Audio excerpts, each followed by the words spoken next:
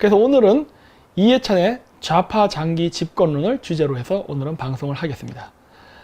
이해찬 총리가 총리가 이제 좀 당 대표죠. 뭐라고 얘기했느냐?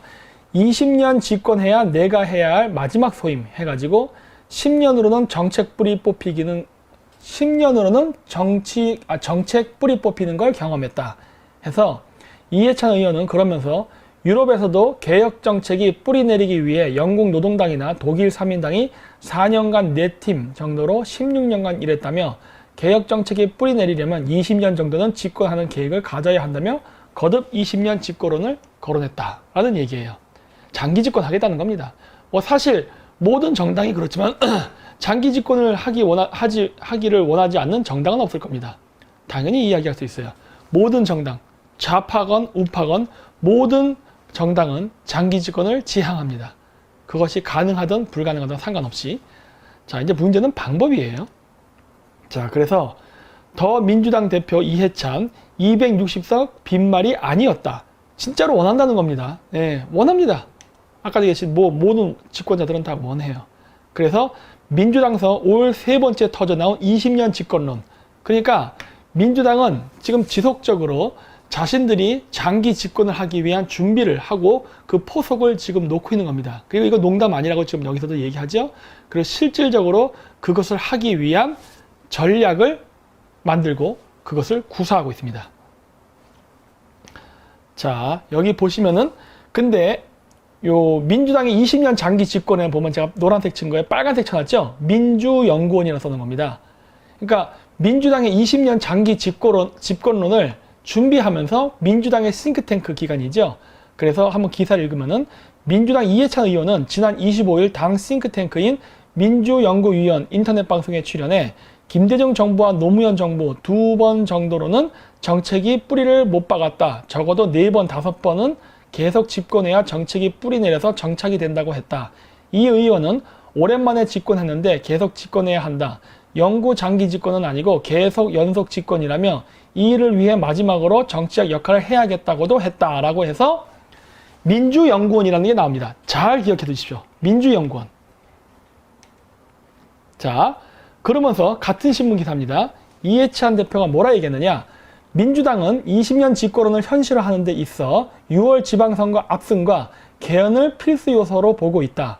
6월 지방선거를 압승해야 된답니다.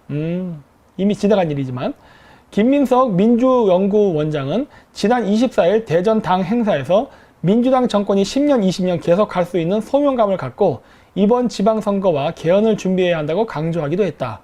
청와대와 친문 진영은 개헌을 통해 연방제 수준의 지방분권이 실현돼야 한다는 입장이다.